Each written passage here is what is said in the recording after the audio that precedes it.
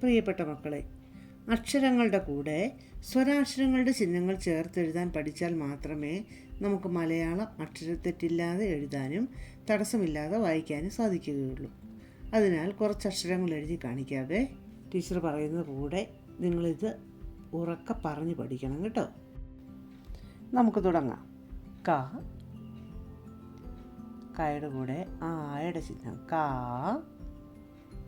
കയുടെ കൂടെ ഈയുടെ ചിഹ്നം കി, കീ, കയുടെ കൂടെ ഊവിൻ്റെ ചിഹ്നം കു,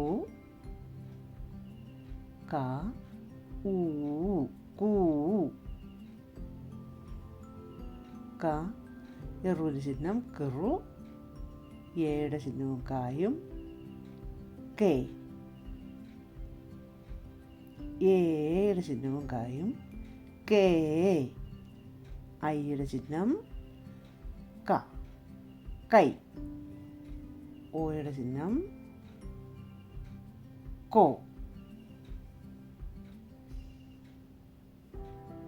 കോ,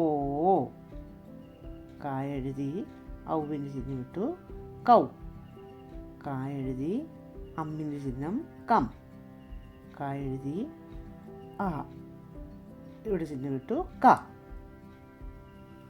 ച, ചാ,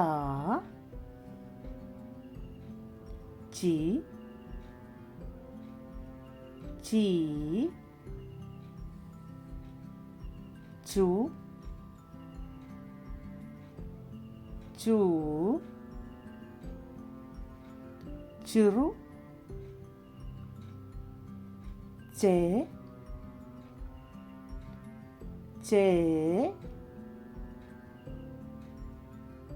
ചൈ,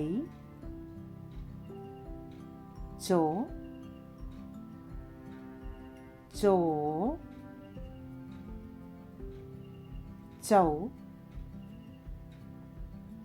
ചം, ച. ഇനി ടായുടെ കൂടെ ടാ, ടാ, ടി, ടീ, ടു, ടൂ, ടുറു, ടേ, ടേ, ടൈ, ടോ, ടോ, ടൗ, ടം, ട. ഇനി ത, ത, താ, തി, തീ, തു, തൂ, തിറു, തേ, തേ, തൈ, തോ, തോ, തൗ, തം, ത.